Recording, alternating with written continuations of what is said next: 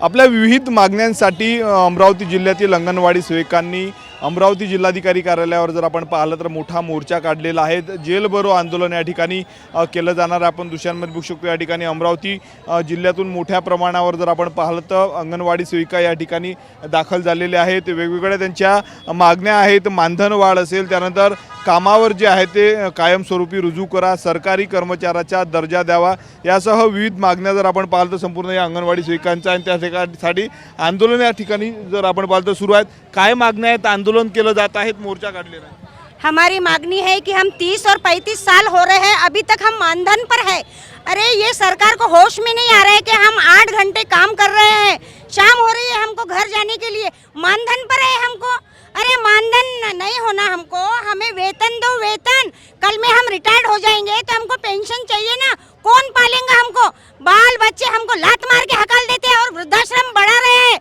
हमको पेंशन चाहिए, इज्जत की हमको कमाने दो, इज्जत का हमको खाने दो। मानधन नको, वेतन हवे। और यह लड़ाई हम काहे के लिए लड़ रहे हैं? बार बार हम पैदल 4-4, 7-7 किलोमीटर पैदल आ रहे हैं, हम वेतन के लिए आ रहे हैं।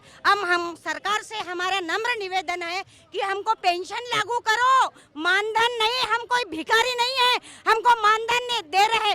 30 साल हो गए, हमारे बाल पक रहे हैं, आँख में नहीं दिख रहा है हमको। अंगनवाड़ी की नौकरी करते करते हमें इज्जत से कमाने दो, इज्जत से खाने दो। हम कोई फ्री का नहीं मांग रहे हैं, हम 8 घंटे काम कर रहे हैं।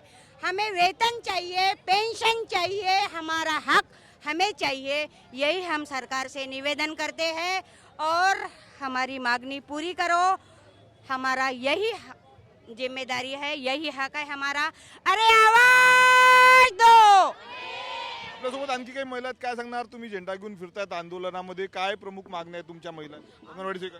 आम्ही अंगणवाडी सेविका अमरावती जिल्हा, आमचं फक्त एकच मागणी आहे, आम्हाला मानधन नको वेतन हवं, मानधन नको वेतन हवं। आम्हाला 25-30 वर्ष झाले ही नोकरी करून, पण यामध्ये आम्हाला अजूनही कोणती प्रोटेक्शन याच्यात मिळालं नाही आहे। उद्या जाऊन आमच्या महिलांचं कमी जास्त झालं ते पण सिक्युरिटी नाही, बिना पैसे तुम्ही घरी बसा। 25 वर्ष आम्हाला नोकरी करून झालेली आहे। रिटायरमेंट झाल्यानंतर आमचा उदरनिर्वाहाचा काय प्रश्न आहे पुढं? आणि म्हातारपणात या काळात आताच तर मुलं आई वडिलांना पोचत नाही, भीक मागून राहिले, आई वडील आश्रमात चालले। आम्ही 25-30 वर्ष नोकरी करून पुढे कुठे जाणार आहे? हा प्रश्न सरकारला लादलं पाहिजे। काय करायचं ह्या महिलांचं?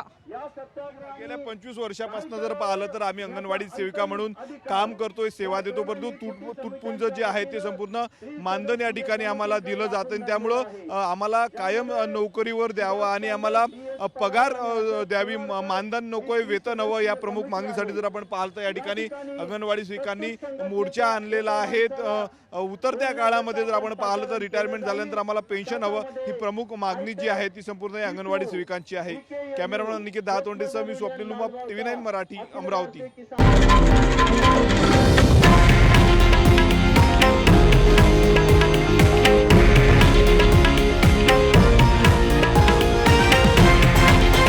हे आहे देशातील नंबर 1 न्यूज नेटवर्क आणि आपण पाहत आहात TV9 मराठी, एकमेव।